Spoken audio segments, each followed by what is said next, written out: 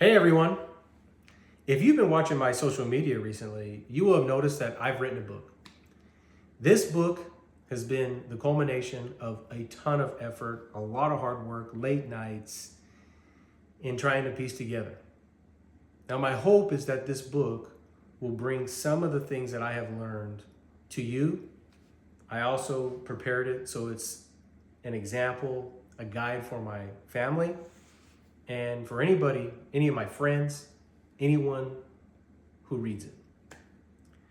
This book is primarily about faith, but it's tied into business, it's tied into relationships, it's tied into science, and I really feel like it arms somebody not only with everyday skills and everyday resources to manage through the greater challenges of life, but I also think that it gives support to anyone who is wanting to share their faith with others. Now, everybody gets a different translation, a different understanding of the Bible, because the Word is always giving life and a meal to people in a different way. But I did want to share with you an understanding that I came to.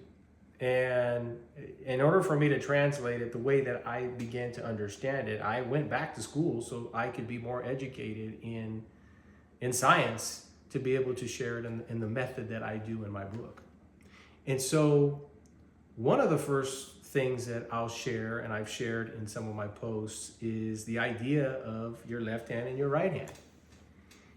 And one of the things that Jesus says is, he says, hey man, don't be like the religious Pharisees who trumpet their giving in the street. So they give so that they can be rewarded by the people around them. They give so that people will see them and reward them and look up to them.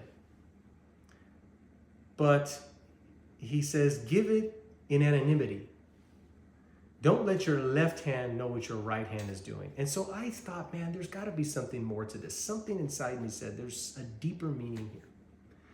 And so, you can take a look at this and maybe this will help you have a different understanding, a different viewpoint. And so I hope you incorporate this and maybe take a look at it differently. But the way that I came to understand it was that what it really means, and I'll let my helper here give me my brain.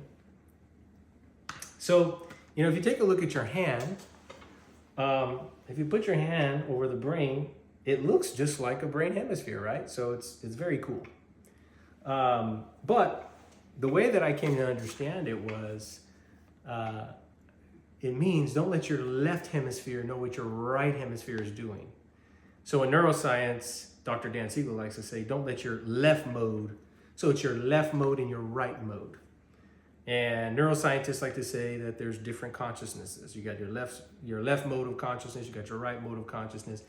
So what I came to understand based upon neuroscience, based upon the understanding of the brain, is that the left hemisphere is dominant in social display rules. So meaning it's modulating your behavior so that you can be rewarded by your social atmosphere. So for instance, if I'm a dad, and I'm watching my son and he's doing a piano recital or whatnot, and I begin to cry, if I'm nervous that people will see me cry, I might modulate that. And so I will adjust my behavior so that people will not see me cry, because that's not acceptable. So your left hand is going to modulate that. But what he's really saying is your left hemisphere is always going to prioritize your behavior so that you're rewarded by your external environment. But your right hemisphere, see, this is what's different. If you notice my book, my book says the helper at your right hand. And so your right hand is very powerful. And because what it does is, again, it's where empathy comes from. What it does is it creates an representation of how another person feels inside of you. It does this many ways.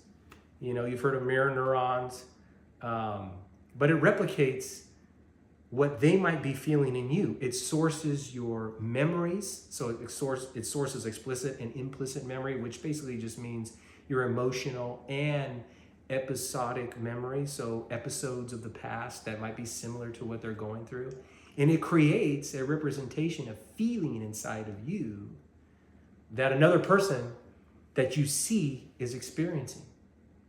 And so very much where empathy, compassion, all of these ways to visualize and interpret how another person might be feeling is in your right hand. So the way that I interpret what Jesus is saying, he's saying, hey, don't do things so that you could be socially rewarded. Don't behave and take action so other people look up to you and reward you for the things that you are doing. Instead, do it because you feel the trauma or the challenge or the hardship that another person is going through. And because you have been there also, and because you feel that pain in some way or another, because your right hand is actively trying to create meaning for you to understand what's happening. Do it because you feel that. But don't do it so you are socially rewarded. So the way that I understand Jesus talking is that don't let your left hand, which is dominant in social display rules, adjust and take action so that you're rewarded externally. Instead, do it from the heart where none can see you, so that you preserve the dignity of the receiver and you protect your own humility. Now, this is a true mitzvah or a good deed. And so this is how I've come to understand what left hand and right hand means. Now, I'm going to continue to do a few more posts, but stick with me here because I'm going to continue to share a few more things that I think you'll find very interesting and very helpful as you go forward. But there's so much more into what's being said that we can learn about and apply to our daily lives. But thank you so much for taking a look at this, listening, and hopefully you'll buy my book. I know you will, and appreciate the support. Continue to listen and watch. Thank you so much.